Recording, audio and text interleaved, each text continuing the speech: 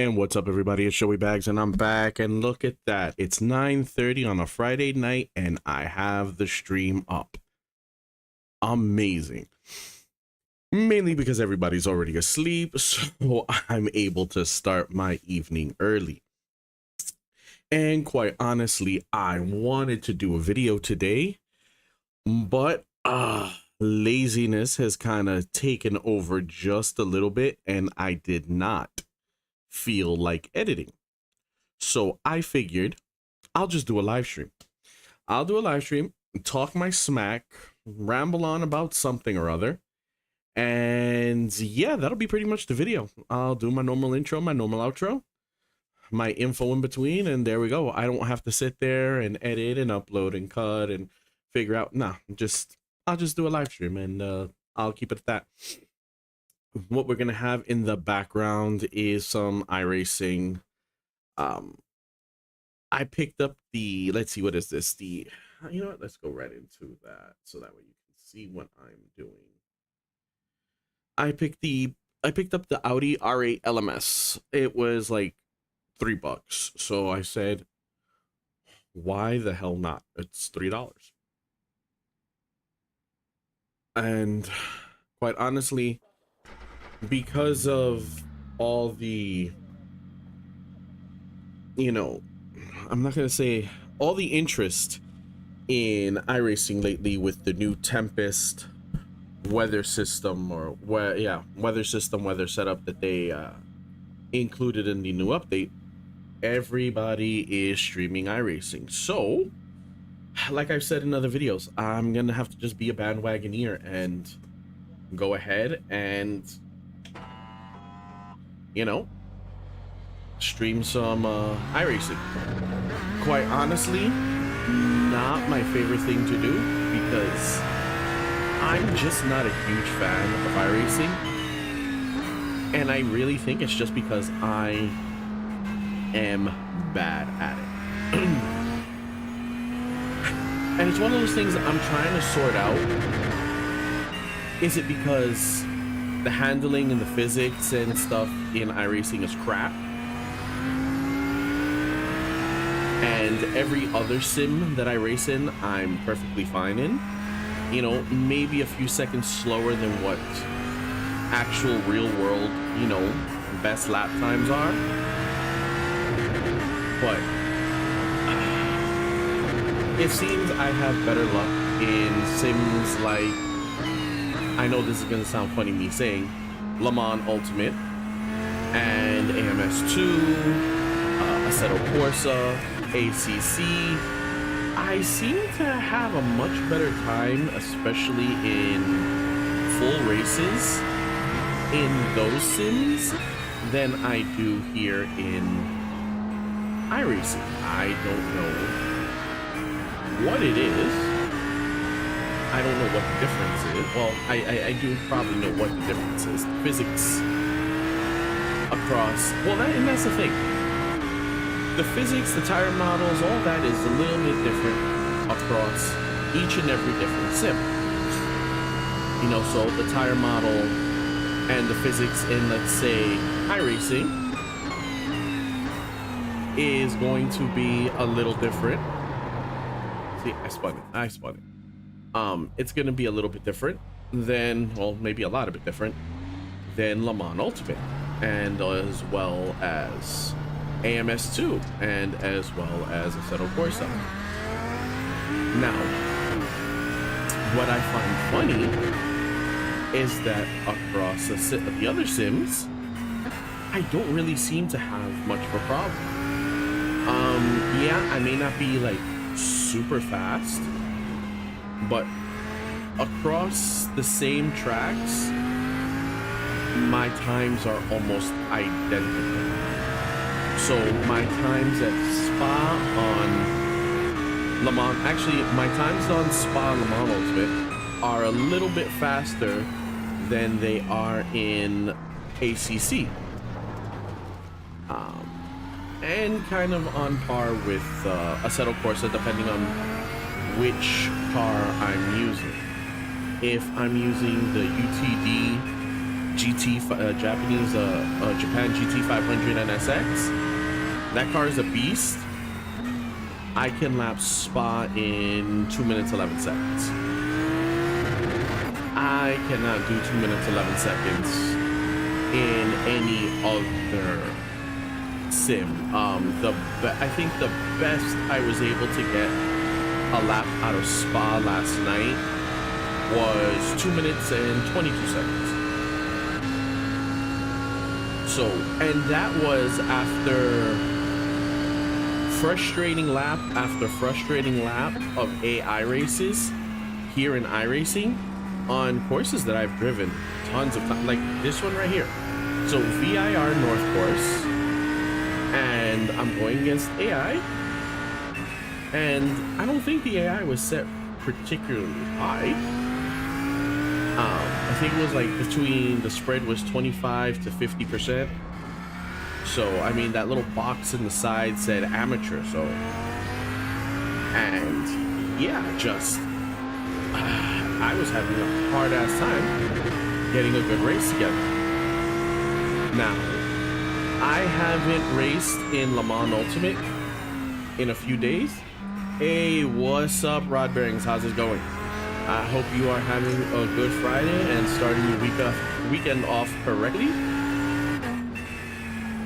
So, like I was saying, I hadn't been on Le Mans Ultimate in quite a few days, mainly from the drop of the rain for iRacing.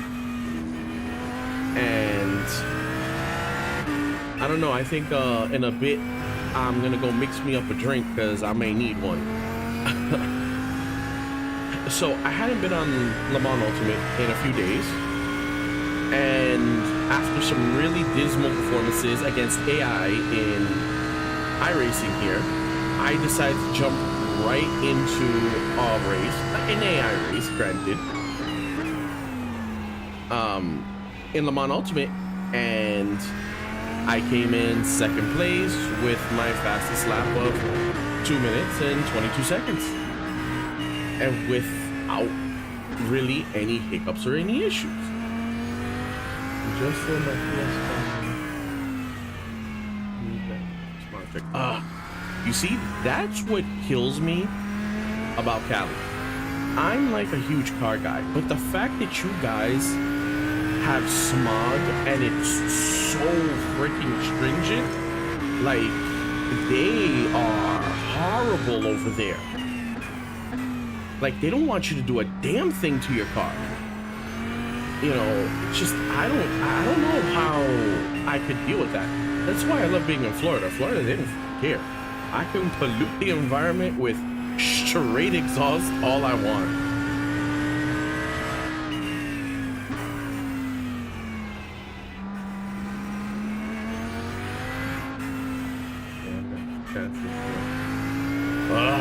You see, that kills me.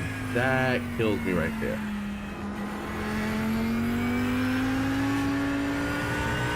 You know, so like I was saying, I just had a horrible race. I jumped into Le Mans Ultimate after a few days of, you know, not on it, not driving in it, not accustomed, you know, to the physics or to the feel of it. Because, you know, you usually need like a few laps to kind of get acclimated to how everything is again when you're bouncing back and forth between different sims.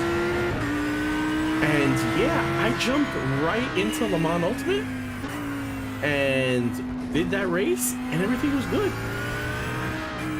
Oh damn, is it too loud? All right, hold on. Let me go ahead and let's see. Your game is loud. I can barely hear you. Okay. And you're usually kind of loud on my end, so let me see if I can.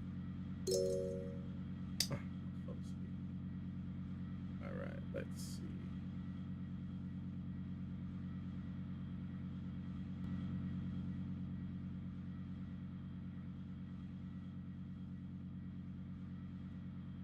Well, that's the thing. I really haven't changed any of the settings from yesterday. I'm actually just in a different car. So let's see.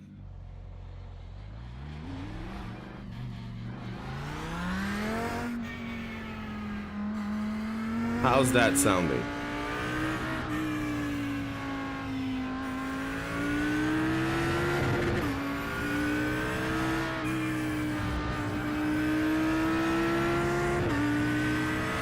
Is that any better?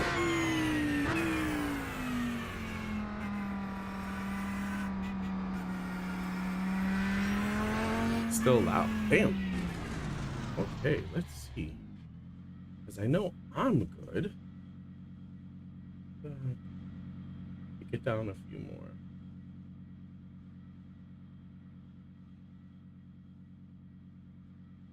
All right, let's see. I kicked it down a little bit more.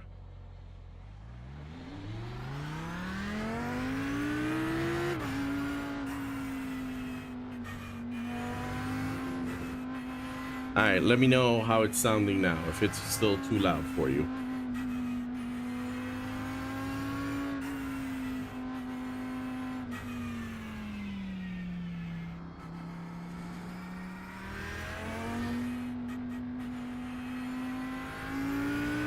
Is it sounding good now?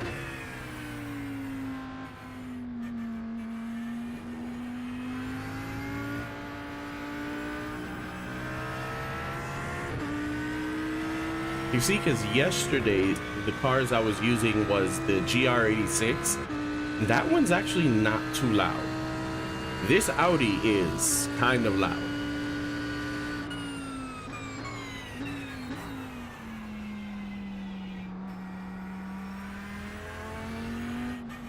Let me know how it's sounding now.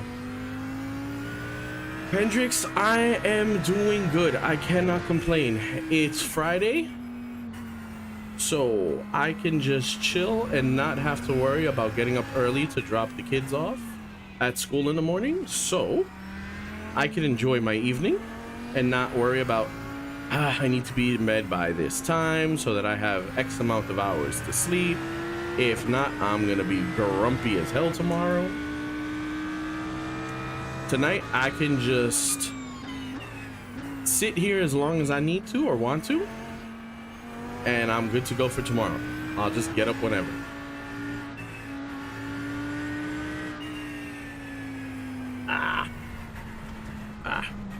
Oh. I'm hoping that the sounds are now coming out okay. I mean, I know the engine sounds are glorious, but at the same time, I also don't want to kill your eardrums, especially if you're wearing headphones, or you know, you don't want to disturb others, because sometimes, you know, I'm watching Twitch on my phone and everybody looks at me like, can you turn that down?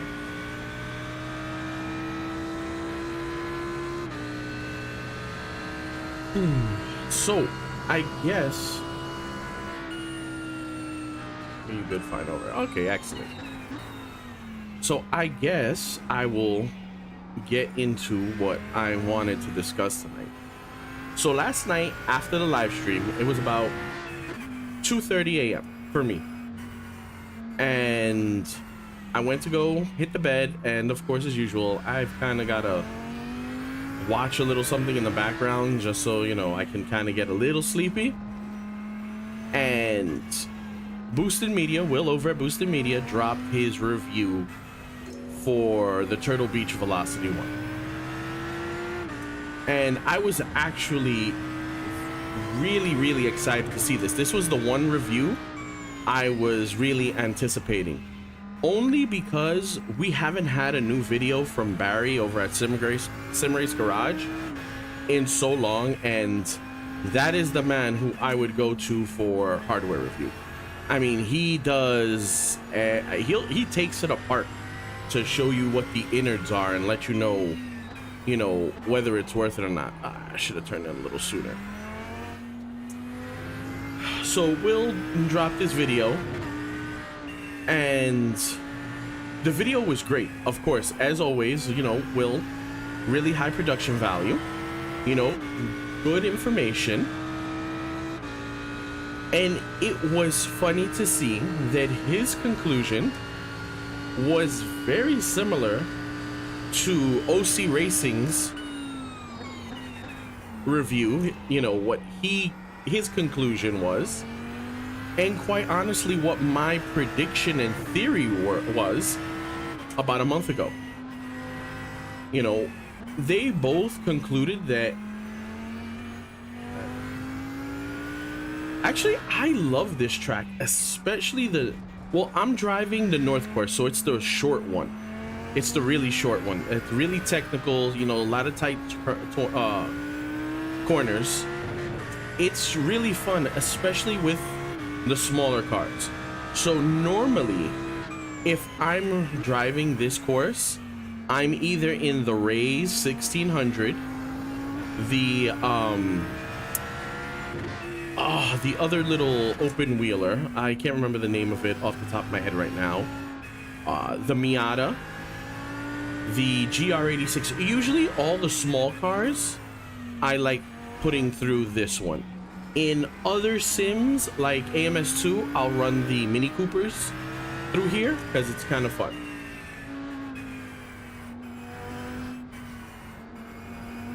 This and Lime Rock are like my two favorite courses just because they're so short. So yeah, getting back to Will's review, and yeah, I mean, his overall conclusion was that the unit was lackluster, and that was OC Racing's conclusion, that, you know, for what it is, it's a lackluster setup.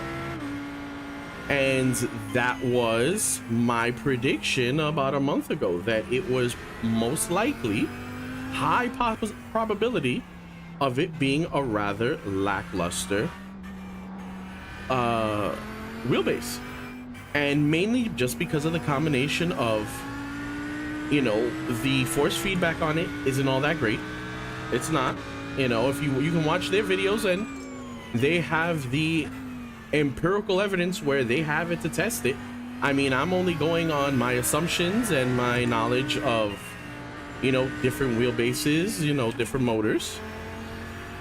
They actually have it in hand to try it, and my theories that I had ahead of time were pretty much exactly what they concluded.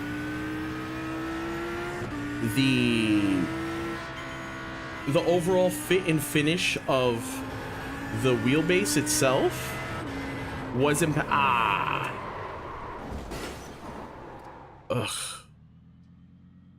jeez.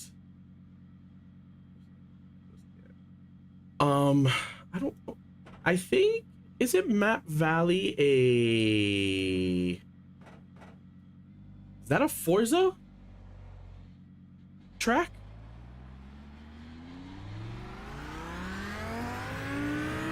So, you know, the fit and finish of the unit could be better. The button box was lacking severely. It was flimsy. It was very plasticky feeling. The buttons that you would have expected to be useful, you know, to help the immersion factor, are not. The multifunction display that it has can use some improvement. I mean, all around, it just was not, you know, positive. The reviews are not positive, and I knew the reviews were not going to be positive, you know. And the biggest gripe that I have is that Turtle Beach had the audacity to charge $650 for this thing. You know, had we gotten this in the maybe $400 range, I would maybe give it a pass, you know, in being lackluster. But at $650, you're coming in kind of strong, where you can actually get some really good hardware at that price point. So I think it was a bit expensive on their end.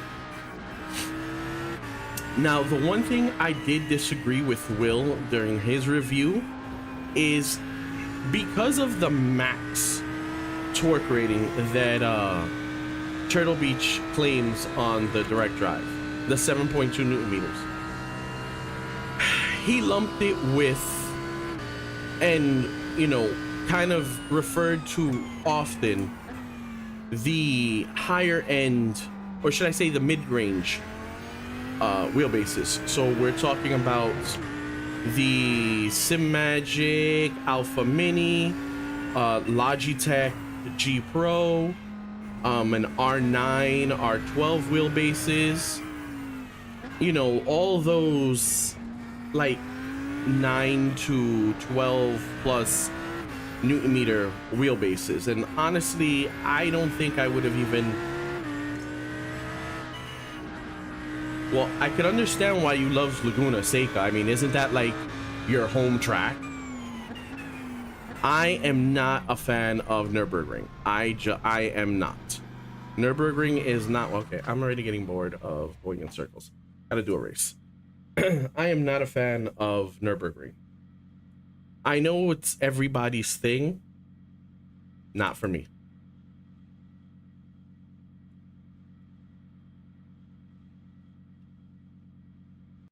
There we go. Come on.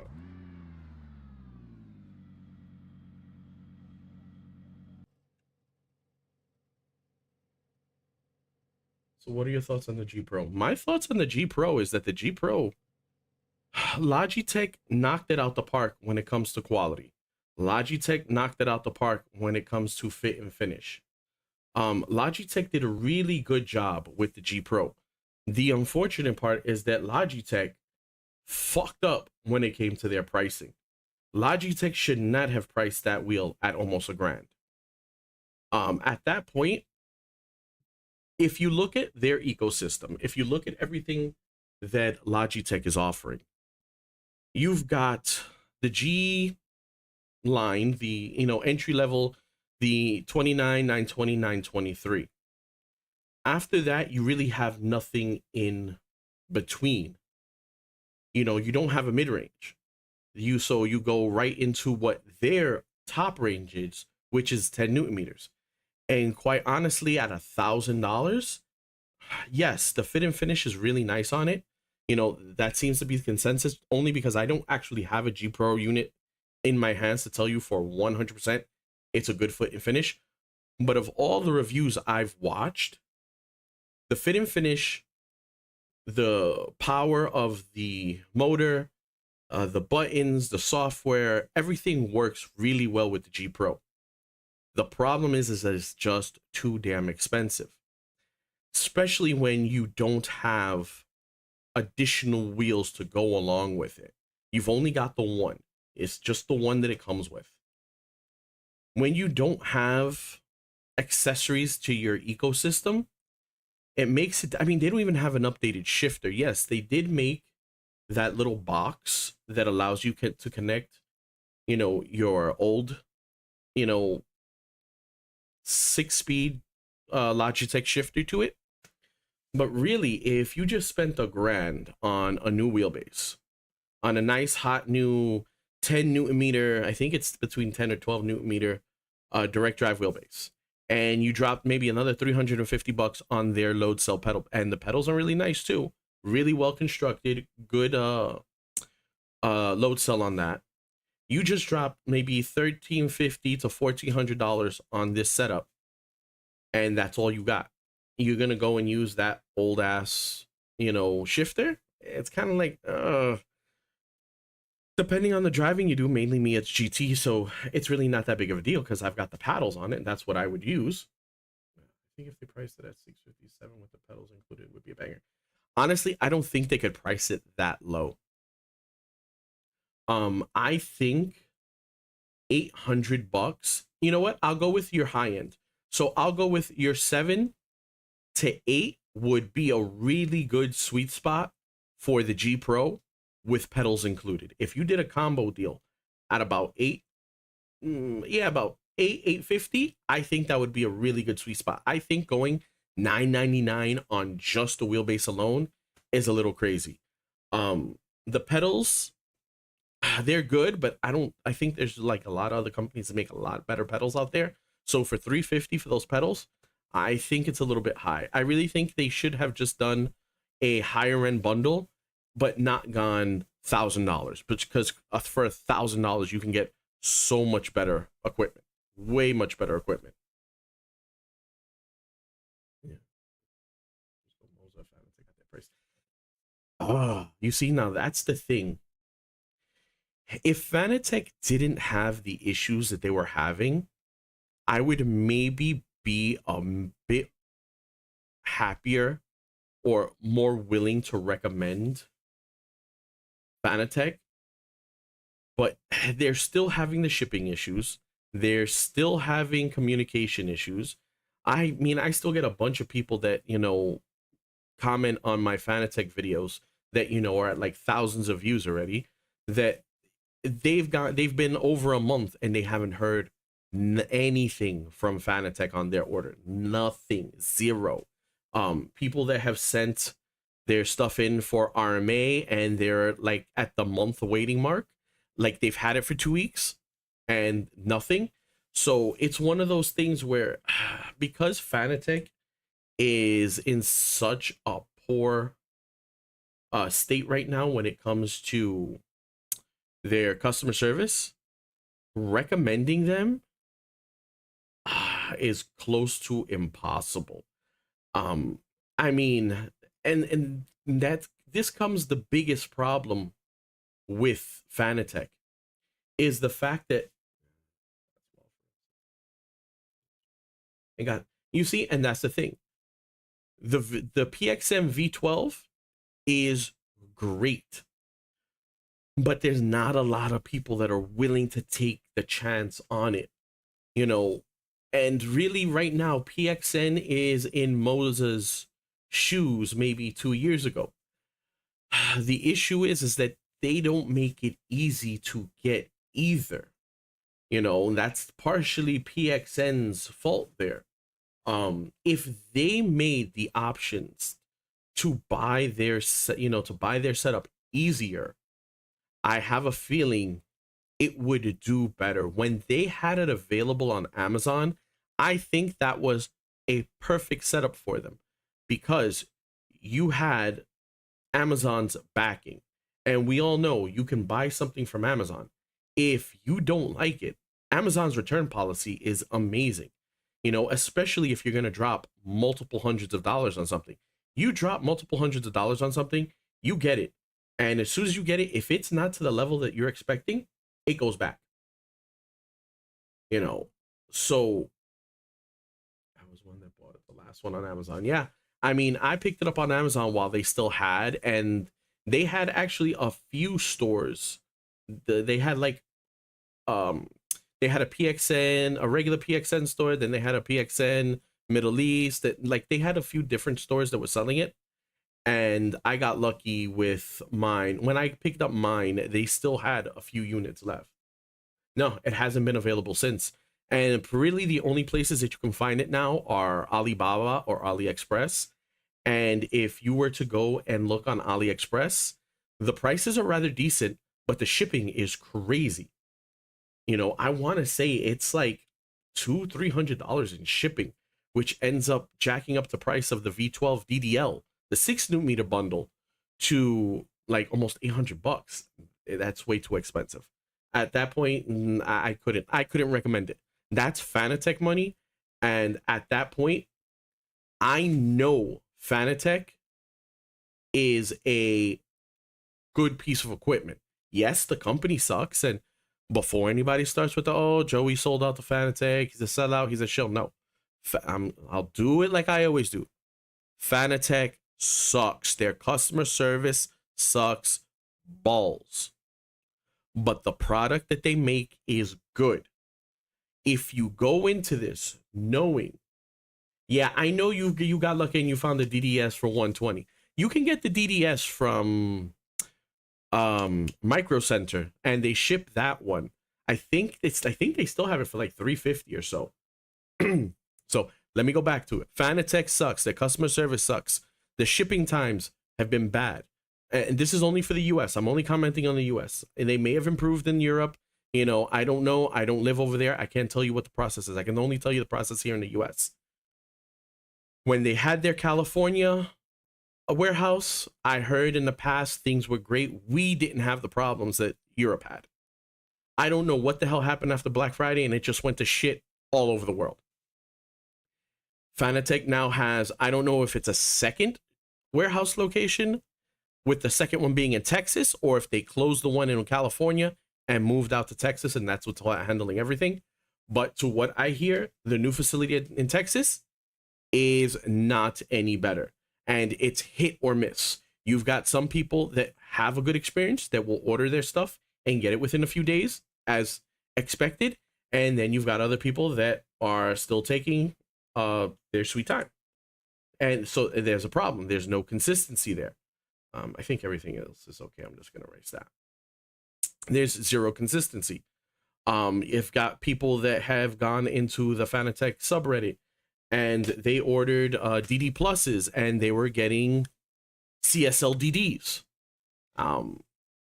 So it's, or did they get a CS DD and not the DD plus, which the DD plus is like $1,000 and the regular one is like $700. You know, try Laguna.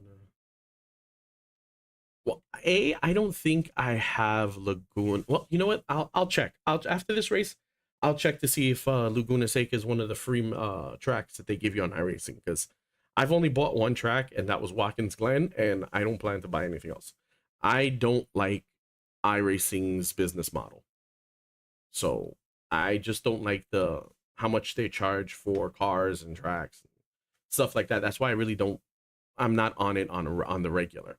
You know, if I was more regularly on it, I would probably be better, but I'm not, just because I don't like, you know, how they handle that, and the fact that, you know, for perfect example, with this new rain feature that they added, my issue is that while they did add rain tires to a few of the free cars that are available, which is great, you know, not everything, or especially like some of the older GT3 cars, they didn't get rain tires.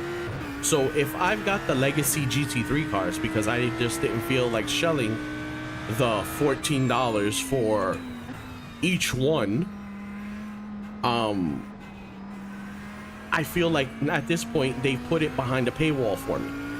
So if I want to try the new GT3 cars with rain, I have to shell out on these new cars, which I don't want to. And I don't want to spend $14 on one car. You know, DLC for like on one of the other sims at that, damn it, too wide. You know, DLC at $14 is one thing.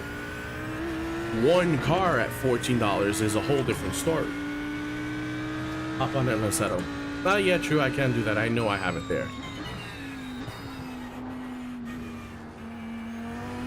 Well, I already started this one. This one's only 8 laps, so this shouldn't be too bad. Hopefully, I'm not doing horribly on it. I'm probably gonna end up coming in last place. Maybe not last. Oh, well, anyway. Let me get back to what my original point was. That Turtle Beach kind of screwed the pooch with this VelocityOne. And the reviews are not good. I just saw a video of another YouTuber, a small channel, and their review was not positive at all. This really is not good for Turtle Beach on their first outing. They really kind of had to knock it out of the park on their first outing, so that way they can at least get a foothold in and show that they are a player, that they can produce a product that we're gonna want, or at least we're gonna want to try. If they're producing a product that, you know, is not getting the good reviews, nobody's gonna buy it, they're not gonna have a lot of sales, and now we're gonna have another company that comes in, tries, doesn't succeed, and is out. And where does that leave us? That leaves us one more company down, with the possibility of not having any better or more competition to have cheaper equipment, because really that's what we need. AC that is my go-to sim always, even though I have to say I do enjoy AMS too a lot. AC is always that go-to where I know I'm gonna have some good racing.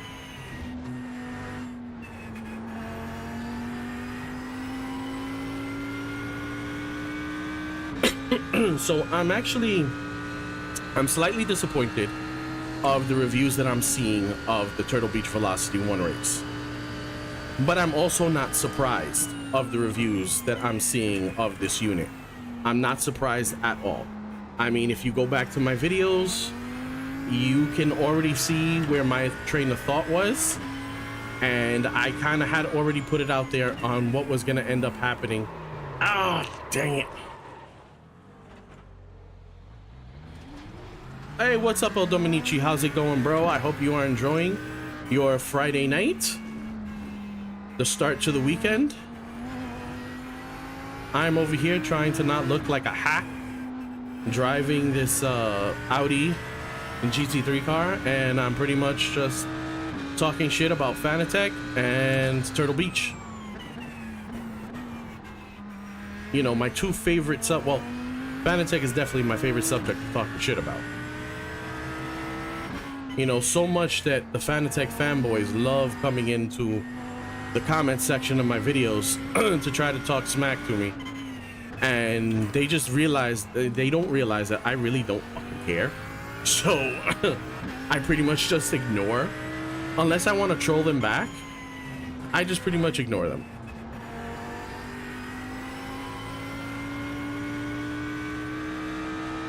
I'm about to fire up the Xbox, that's what's up. And what is going to be the title of choice on the Xbox tonight? Is it going to be a sim title, or kick back and play some Call of Duty or something else?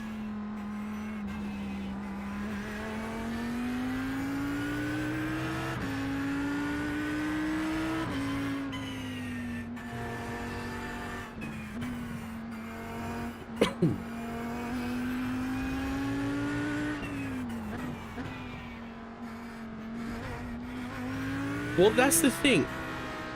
I mean, you could say it did look rushed. What I kind of feel is that what they did was they tried to do what they do with their headsets. You know, they slap something together, not the best materials, not the best quality, but they kind of want to hold to the fact that they have a name, Turtle Beach, and that people will buy it because the name Turtle Beach has been around for a long time. Now, I can't say I know much of their controller quality, because if I've used any of their controllers, it was a long ass time ago, like long Xbox 360 days. The headsets back in the Xbox 360 days, and they weren't terrible, but they also weren't great. I mean, they were whatever, you know. Not something that I'm gonna go ahead and, oh, I'm in anticipation for their new piece of equipment. No, not at all. But I know they've been producing a lot of flight sim hardware. So, oh, this butthole. He gave me no space.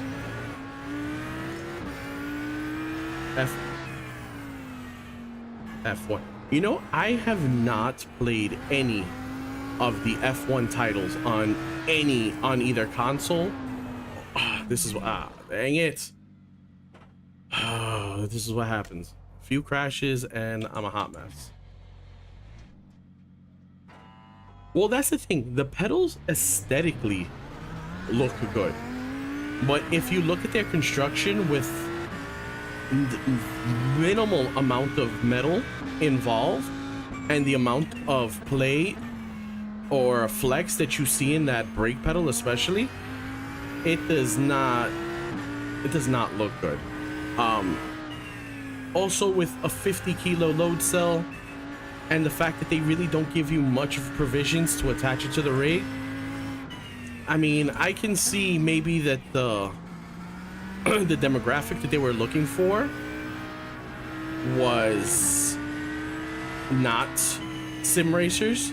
You know, it's really entry level. The problem is that their price tag is not entry level at all. And what was I saying before? Oh, so about their flight sim stuff. I've never used any of their flight sim stuff, but I do hear that their flight sim stuff is actually really good. So it's one of those where if you already are producing a halfway decent product, I would imagine that if you're going to introduce something into another community that is rabid when it comes to quality of products, you know, you want to talk about some craziness, sim racers are, we'll get a little crazy when it comes to the quality of our stuff.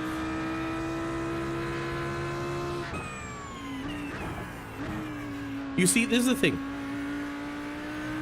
When you look at the price, the PXN for what it's offering you is fantastic. You know, there is no other manufacturer that's offering you console compatibility with PC compatibility in a direct drive that's 6 Newton meters, that then gives you a very nice pedal, a changeable wheel, because they use a industry, well, I'm not gonna say industry standard, but they do use a very well-known standard in the NRG quick release. So you have options, you know, so it's really nice that you have options with the PXN. They took all the right steps in getting their product out there. The biggest issue they have right now is distribution. You know, it's really hard to get a hold of PXN stuff for a decent price. You know, like I said before, you can find it on Alibaba. A lot of people don't want to order from Alibaba. You can order from AliExpress. AliExpress, the shipping, I think, is like 300 bucks, so it's a little prohibitive. And also, people don't really want to order from AliExpress. When they had their stuff available on Amazon, that was a perfect setup there. Why? People will trust Amazon, on top of the fact that Amazon gives you a great return policy. So if you're going ahead and you're sinking $500-600 onto something and it's a piece of shit, you send that mother right. Dang it. Jesus, I need to start over. This was absolutely horrible. I'm trash. I'm trash.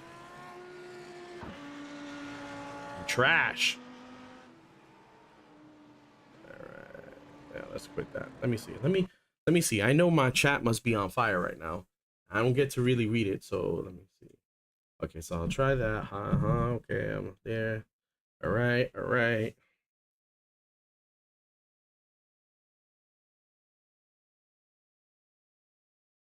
So the pictures.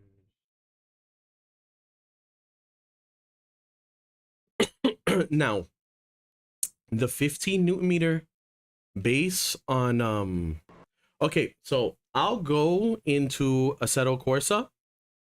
Let me open it up. I gotta take a look here. Where's my, there we go. There's content manager. So let's do that. All right, so you want me to do Laguna Seca? Any particular vehicle you want me to try Laguna Seca?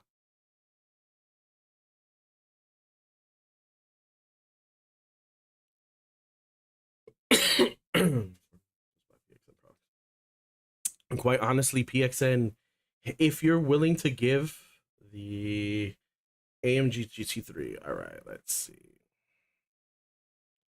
All right, let's see. Oh no, GT3. All right, let's see. Which one do I want to do? Yeah, I'm gonna do Daniel Morad's GT3. I like that paint job.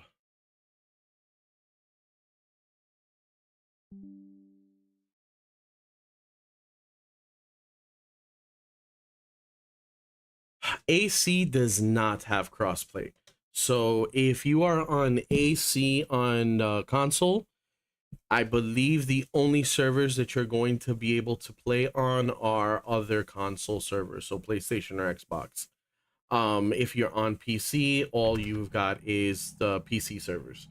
I want to say it was something that I had checked into in the past, but oh my god, I did a full race. What the hell am I doing here? No, no, no. I need to do a few laps to get accustomed to it. I can't do a full race. I didn't even realize that. You have Moraz driving gloves? How are they?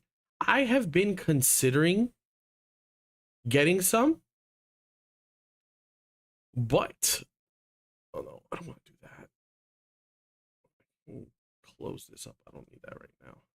I've been considering getting them, but I think they're a little expensive. I want to say they're like 60 plus bucks for some gloves. So yeah, I don't use gloves. I mean, I should, but I don't. So I've been considering them, but I know everyone in my family will look at me funny. Oh, cool. Yeah, DM me the pictures. I'd love to see them. I think he has a set that are like skeletal. They have bones, and I've been looking at those. I think those look kind of cool. All right, so let's go. There we go. Oh, I gotta change out some stuff. Okay, how does this sound?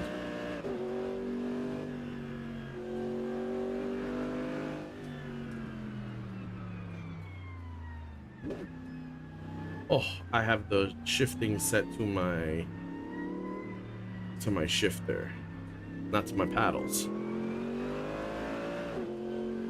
Oh my god, there's 10 newton meters, 8 newton meters, 8 newton meters, 8 newton meters. Oh. Okay, so the sound is good. Okay, good.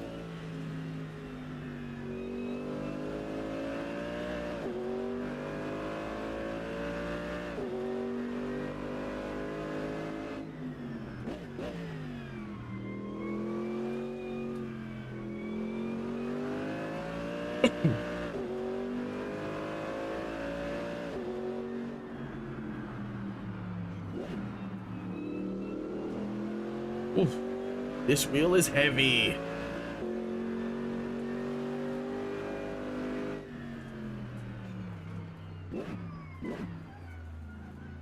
Ah, all over the place on the corkscrew.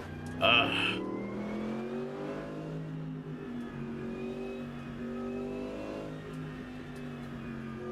Yeah, you see, that's the thing with the Logitech. It's just that sound.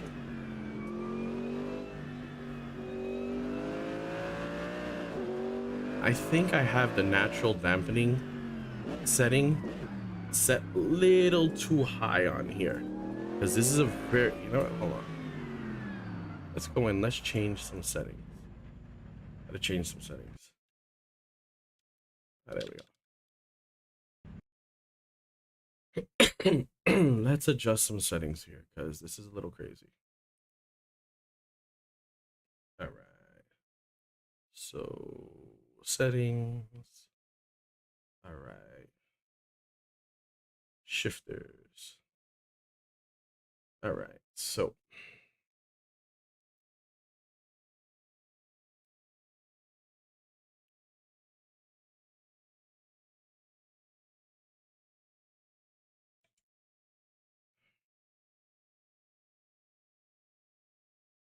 now I'll use this one.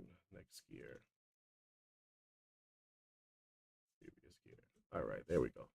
So we're good to gear. Now let's go to force feedback.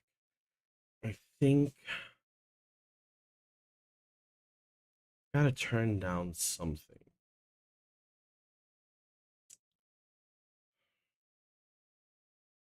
Gain is at 100.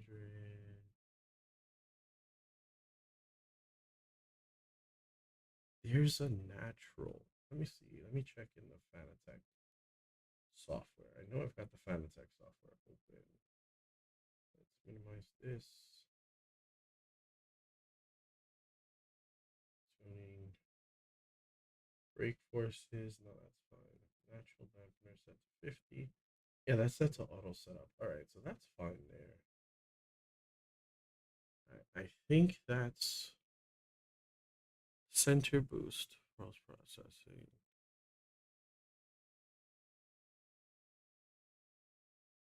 All right, let me turn this down. Instead of 100, let me turn it down to like 80. Let's see if that lightens up the wheel just a touch. Just a touch. All right. I think we should be good to go now. But yeah, that's the thing with those gear driven. And I think because the 923 has that true force, it has the, yeah, I think it uses true force. So it has like a little, it does something to amplify the sounds. All right, this is feeling a little bit better.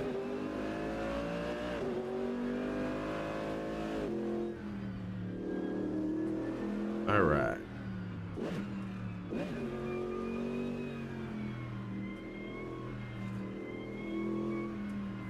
Ah, too wide. All right, I think I have. No, I am not using the Turtle Beach base. I am discussing all of the reviews that have been coming out that are not very positive of it, David. So yeah, no, unfortunately this is not a Turtle Beach stream, so to say. This is more of a discussion of some of the reviews that have been out and me discussing what my initial theories were and the fact that my theories were correct, that Turtle Beach was gonna botch it and produce a product that, you know, crap. All right. At least the wheel is feeling a little bit better.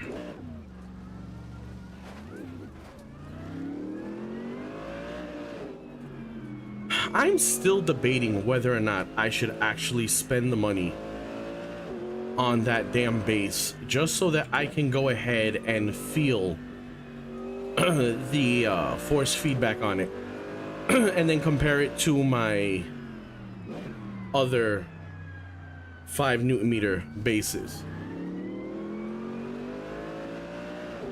Well, that's the thing. I don't feel they've been rough. You don't want to just go ahead and say, oh yeah, you know, it's great, but it has all of these shortcomings. Yeah, I mean, it is Turtle Beach's first direct drive wheelbase, so they are going to have some growing pains when it comes to getting things, I guess you can kind of say, feeling right. The issue that comes along is that the price tag that they have attached to this thing is rather high, and for a product that's not reviewing well and having such a high price tag, it's really not conducive to making the consumer comfortable with staying with the product. So you may have someone who may end up buying it not happy with it at all, and just either swear off direct drives because, you know, the Turtle Beach one sucked, so all the other ones probably suck. And the problem is that, you know, this is Turtle Beach's first. They're aiming at people who have very limited knowledge of sim equipment and who are probably upgrading from lower end equipment like G29s, G923s, Thrustmaster, and all the different numbers that Thrustmaster uses on all their different wheelbases. So really what they're trying to aim at is the entry level sim racers. Unfortunately, that price tag really isn't entry level, and what they're giving you at that price tag with low quality, damn man, my driving sucks on Laguna Seca. I'm gonna have to do this a lot slower. What they're giving you in terms of quality, fit and finish, usage isn't really, you know, respective of the price tag that they're trying to charge. You know, if they wanted to release a product that was in this state, I really don't think a $600 price tag was where they should. Well, a $650 price tag is where they should have aimed at. They really should have aimed at maybe a $400 price tag. And quite honestly, even at $400, I don't even know if I would be too happy with that, spending the money and then having the issues that some people are having. But also at the same time, you know, I do understand that the people that are reviewing this are reviewers who know what high quality sim racing equipment is. So that is what that's the measuring stick in what they're using. So it's not really so much as being harsh, it's just that, you know, these reviewers are accustomed to a certain level of quality at the price at certain price tags. And when your price tag is already in the realm of really good equipment that's available, you're going to be a little harsh with it. You know, and I wouldn't say that being harsh, I would call that being realistic. Damn, this corner. I need to be slower in that corner.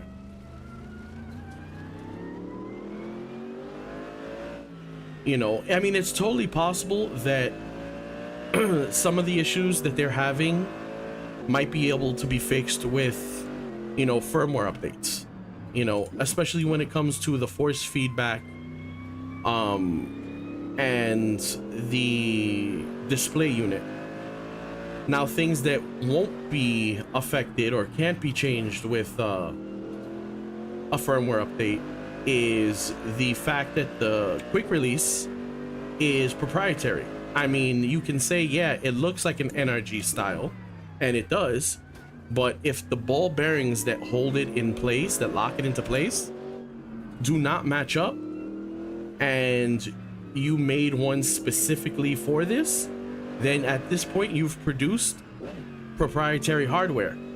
And really, not a lot of companies get away well with making proprietary hardware. As we see, Logitech has done that with their G Pro, and Logitech G Pro sales aren't where you would expect them. Why? Because while, yeah, it's a good piece of equipment, not a lot of people buy it. A, for the price tag, and B, that you can't use other wheels with it. Fanatec, we all know the crap storm that Fanatec is, and Fanatec does do the whole proprietary bullshit where you can't use any other wheel on a Fanatec base unless you're using at least one of their hubs, you know, to connect to the wheelbase. You know, if you do happen to use something else and you manage to get it to work, you get no force feedback. And quite honestly, that's why we have the bases for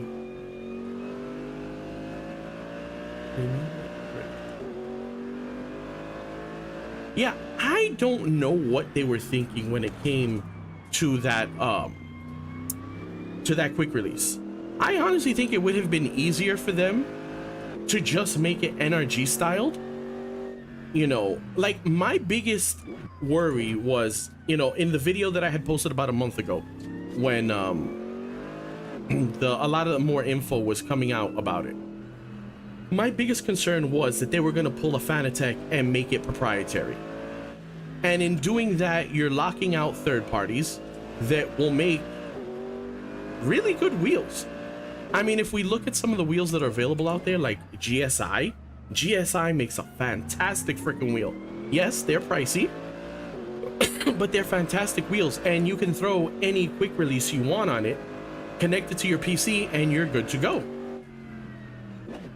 Now, honestly, that would have probably been the better idea for Turtle Beach to go along with, because there are just so many good high quality wheels. And if they're not going to get into the market of making accessories like additional wheels, people like different styles of driving. You've got some people that love to drift. A D-shaped wheel is not the best wheel for drifting. Some people like F1 and GT style racing, and they don't want to use roundish wheels or D-shaped wheels. They want to use you know, yoke style, and you can't fault them. You know, if that's, you know, your preference, that's your preference. And if you're giving us a quick release, I'm going to either expect that A, you already have an option in the works, or you're going to be able to use readily available in the market equipment. You know, that's just kind of a natural assumption. It's like, oh, okay, if you're giving me a quick release, don't make it proprietary, make it so that way I can go ahead and source out another wheel.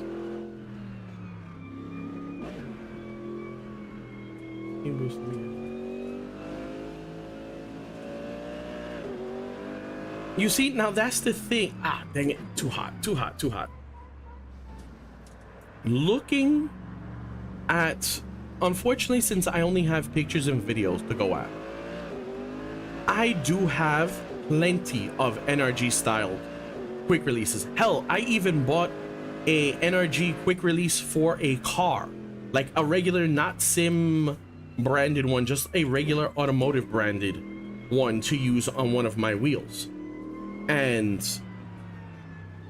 I don't know how they would make an adapter because of the size of it.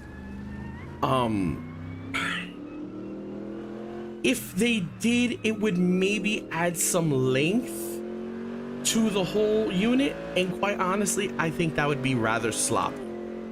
You know, if you make an adapter that's then makes the whole thing longer, where you've got now the wheel farther back towards you, I'm not a huge fan of that, especially if you already are a little crunched for space, you know, or the way you have your whole setup, if that kind of works best for you.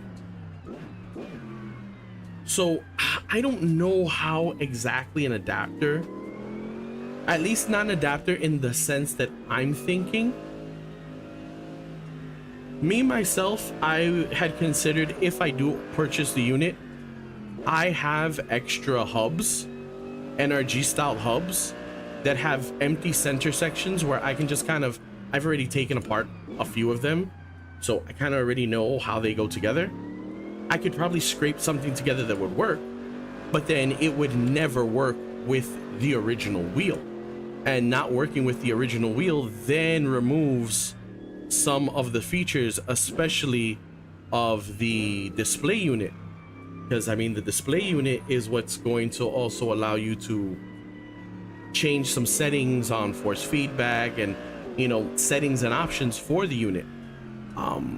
Unless the PC software is that good and the phone app is that good that you can forego adjusting things on the base itself and just use those, then I mean, that's always an option.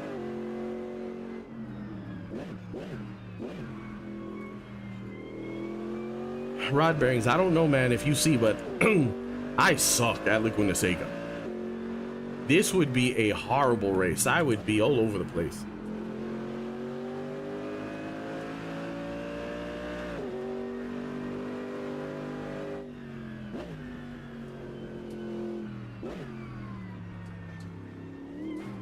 Ah. Oh.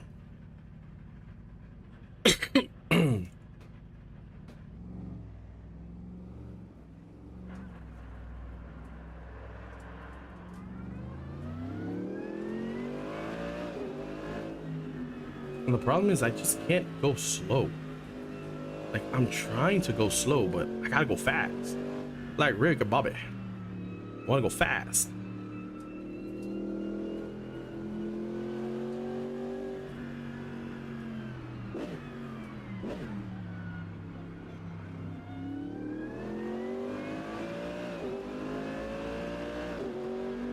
So, I mean, There was potential with the Velocity one, a lot of potential, but I just feel that Turtle Beach kind of dropped the ball a bit.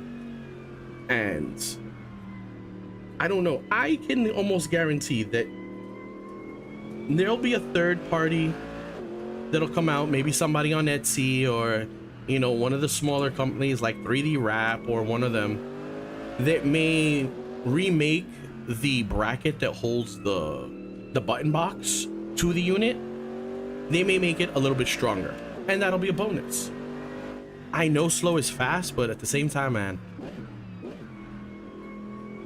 I like hearing the engine. So I'm sure, you know, there'll be a market for somebody to produce another bracket to hold the button box to maybe make it a little bit more stiffer. You know, maybe something in metal, maybe something 3D printed, maybe some 3D printed metal, who knows. Now I do know that SimHub does have a section for the display for the Turtle Beach. I don't know if any of you have messed with SimHub, but I did see that the other day, and that interests me a lot.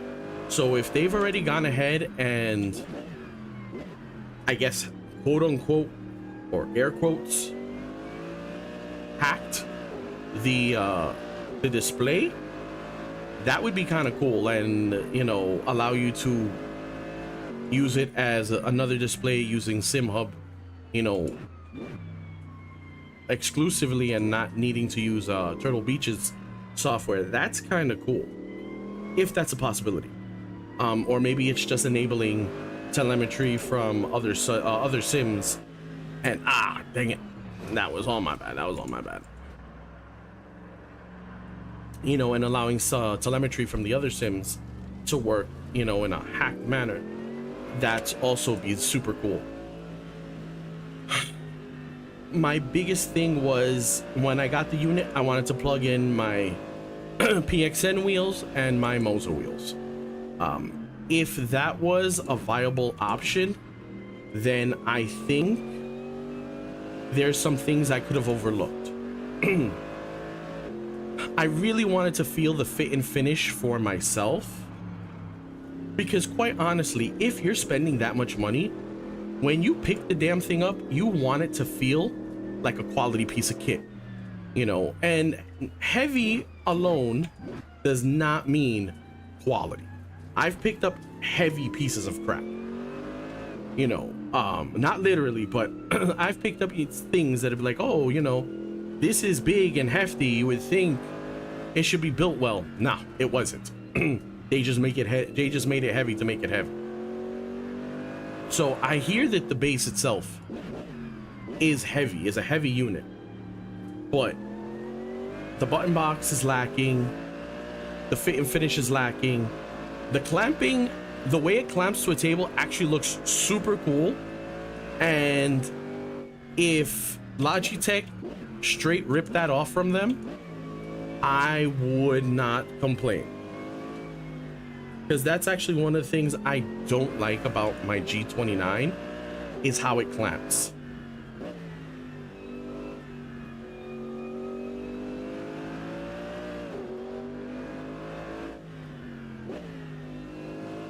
You know, I at times have had issues with those stupid little screws at the top.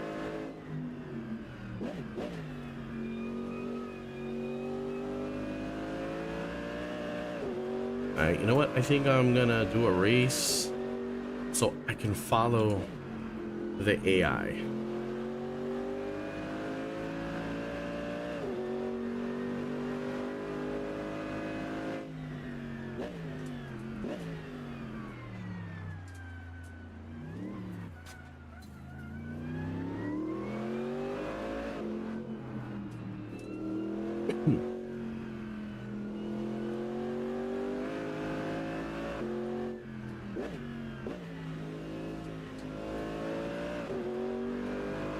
God, this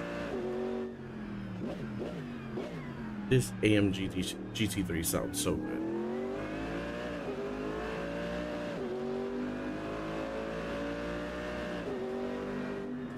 Okay.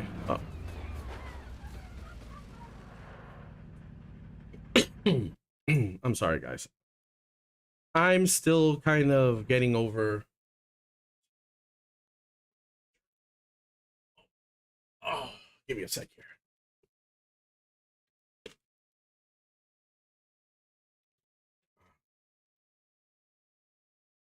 All right. Now let's go ahead and let's do an official race. What the hell happened over here? All right, so let's make this a race. Let's see. Can I do it with rando? Same subclass. All right.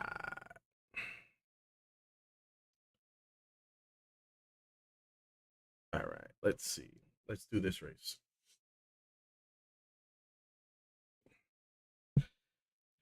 Yeah, so I mean that honestly there's really not much more to say about the Turtle Beach. Really if I continue on it's really just comes off as me bashing it, and that's really not what I want to do. I'm not really here to bash it. Um I am here to kind of say I was kind of right that it wasn't going to be all that great, you know. I maybe know what I'm talking about, but you know, I am a little disappointed that I was really hoping that I would have been proven wrong and that was actually going to be a really good unit. You know, I really wanted to end up being a really good unit, you know, at the end of the day. So the fact that it's not is a little disappointing, but it is what it is. We just have to accept it for what it is and hope that, you know, maybe they'll make improvements. Maybe they'll do a refresh, which would kind of suck for early adopters. You know, if they ended up doing a refresh of the hardware, that would really suck for the early adopters. But that usually always happens when you buy early. You know, they learn of all the mistakes, and then you get screwed.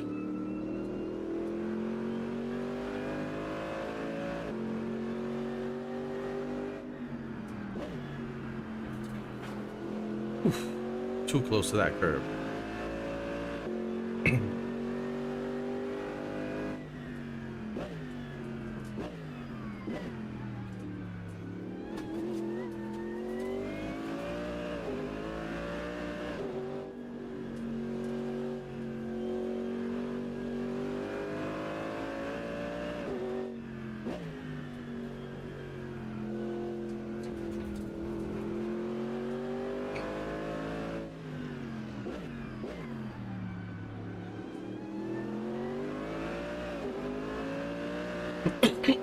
I want to say, I think Laguna Seca was one of the tests in Gran Turismo 7 with, I think it was a Super Formula car. I can't quite remember. It was a while ago when I did the test.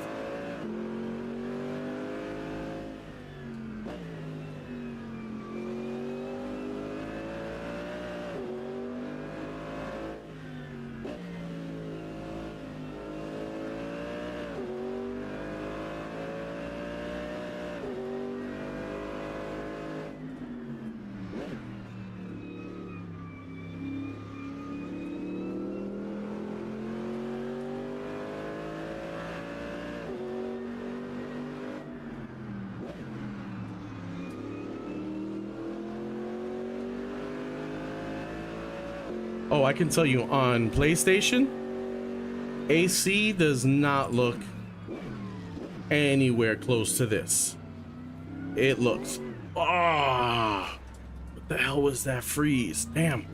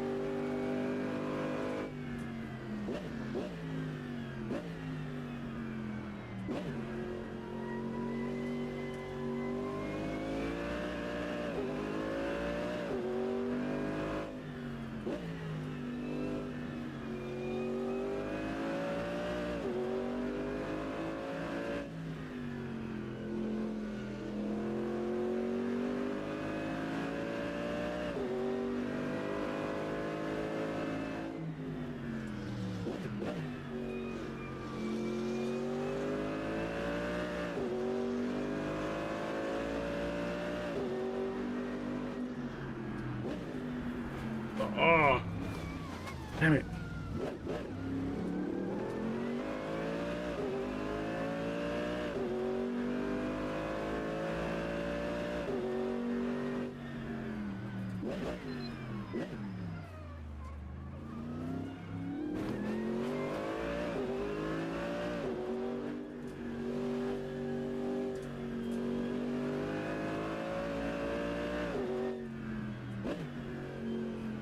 I gotta tell you, this Fanatec base, 8 newton meters on AC,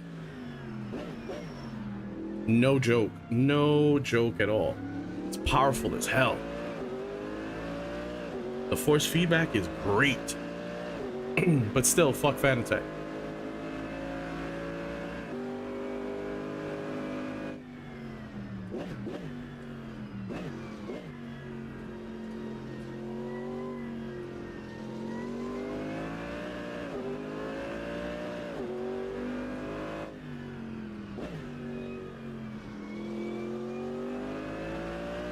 Yes, but you've driven...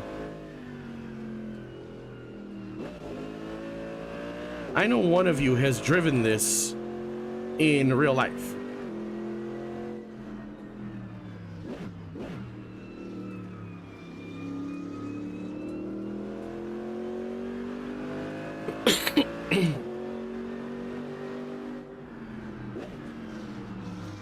Oof. Oof. Buckered the butthole there.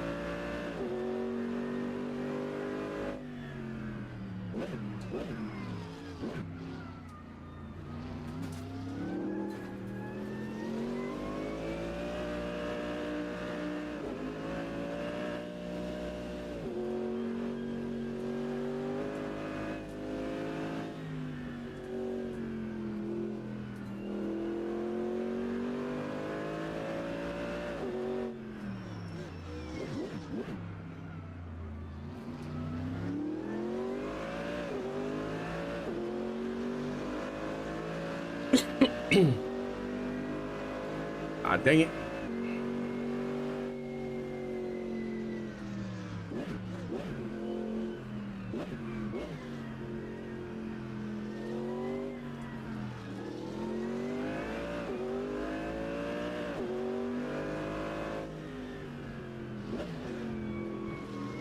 Ooh. Oh, you. What a...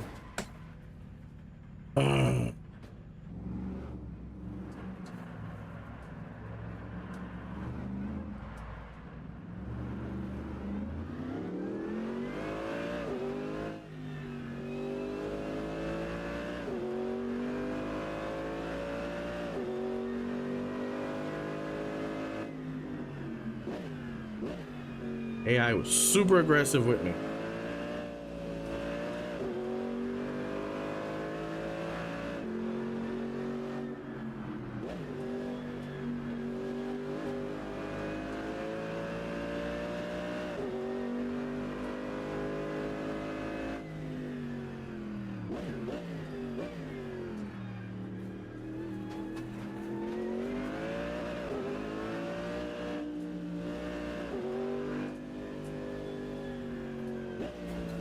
Ah.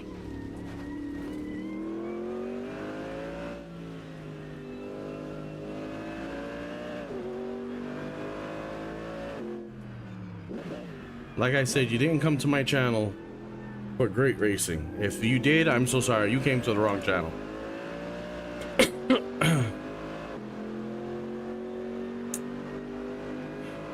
Did you see how they muscled me?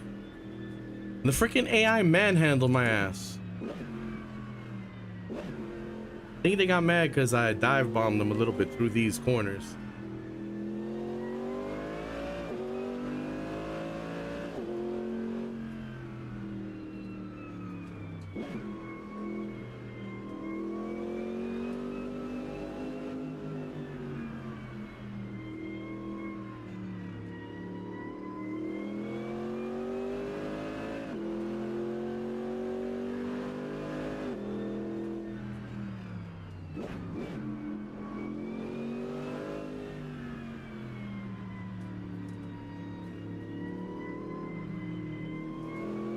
I have to update my Assetto Corsa. I gotta install Pure 0.25 and yeah, I think it's just Pure, the new one that's out.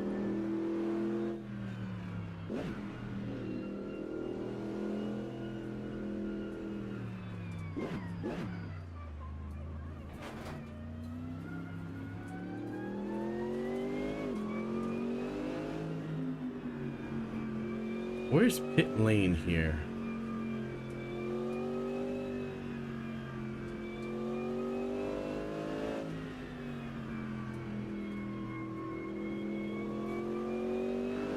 Ah, there it is.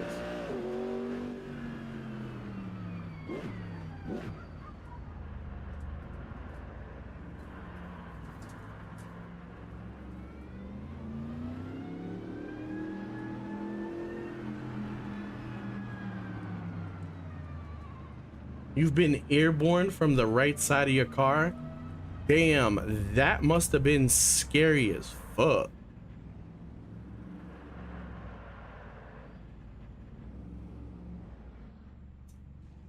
Oof. Came in. Damn, I'm not even anywhere there. That's bad. We don't need to see the replay of that horridness. That was horrid driving on my part. Absolutely disgusting driving. Whew.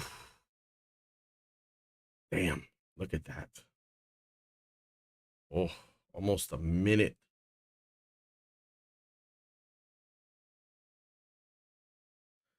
Whew.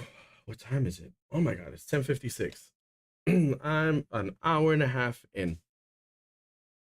So you know what? Let's go into a little Le Mans Ultimate. I feel like not feeling like total ass. I'm going to race something that I may actually be able to be somewhat decent in.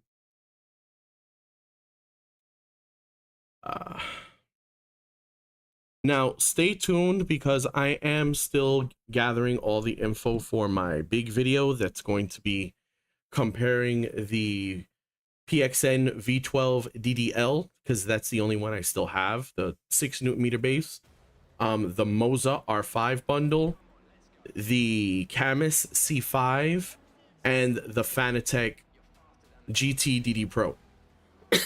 Now, on the part of the Fanatec GT DD Pro, I am only going to test it at 5 Nm. I'm going to kind of keep it somewhat equivalent. Now, the PXM V12 DDL, that's 6 Nm, but I really don't think that and 1 extra Nm on the plus side is really going to do much of anything. Not as if I were going with the 8 Nm on the GT DD Pro, and you know that kind of really would skew it. Those 3 Nm I really feel would skew the data. Now, what I want to reach out to you guys, I already kind of have a thought in my head, but maybe I'll reach out to you guys. I'm going to be reviewing mainly the bases. Now, when it comes to the wheels, like for the Fanatec, the wheel is kind of proprietary because of the quick release. With the Moza, I have a little bit more leeway because the quick release that it has, I can also use my PXN wheels on it. The Camus is just the wheel itself, so there's no changing out there. When it comes to pedals, do you guys also want to see the pedals included?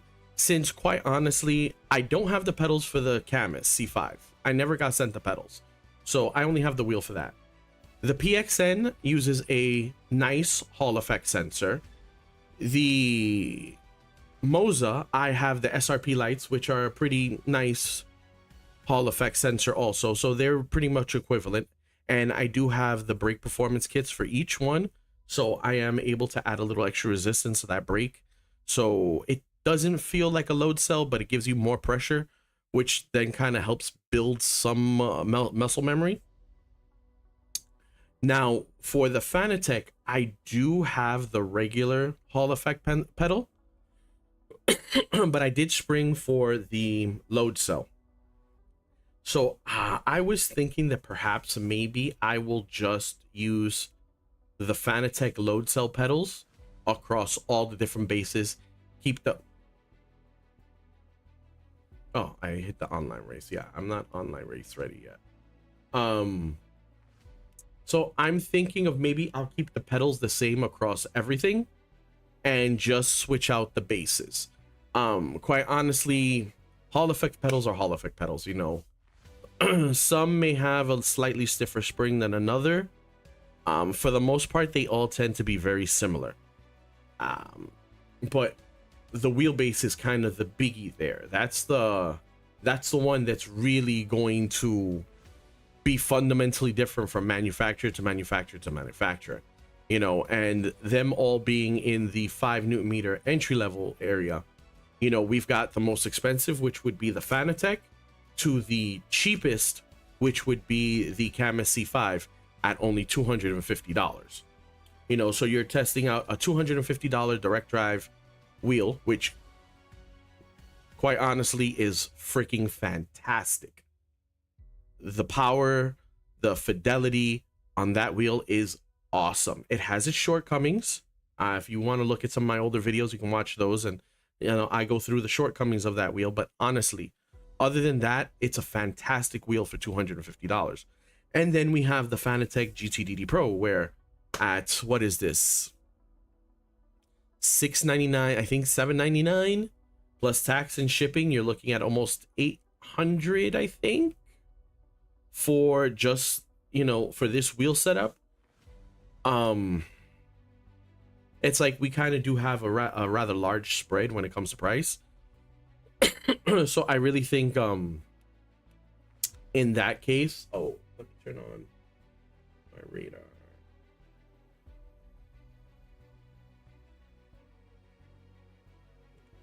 There we go. So I really think that price wise, or should I say review wise, I think that you know what, let's do 13 minutes. I'm not gonna bore the hell out of you all. I really think that would probably be a better way of handling it. Maybe just only do the wheelbases, just because the pedals are rather similar across the three. You know, if I were to show you, which actually you can go back in some other videos and see the PXM pedals and the Moza pedals, you would swear they came out of the same factory. They look eerily identical. Not saying that anybody knocked off somebody else's, but they do look very, very similar. The one thing I will give PXN, their where's my cursor? There we go. Their pedal adjustments are much better. Much better. It did it again to me. I made the race 4 hours and 30 minutes. I don't want a 4 hour and 30-minute race. I just want a 13-minute race. Why can't you just...